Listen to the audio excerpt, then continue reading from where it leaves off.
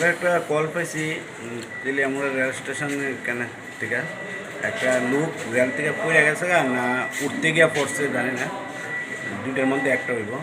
পড়ে একজন লোক ওষুধ ব্যথা হয়েছে, তাদেরকে আমরা রেস্কিউ করে নিয়ে আমরা হসপিটালে। নাম জানা গেছে? নাম হয়েছে রাজু বর্মন, 44 বছর।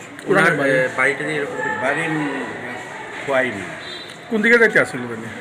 এটা আমরা রেলটা কোন দিকে যাইতে আসছে এরকম? রেলটা তো ওখানে আগরতলা থেকে শিলচরের উদ্দেশ্যে যেতেছে।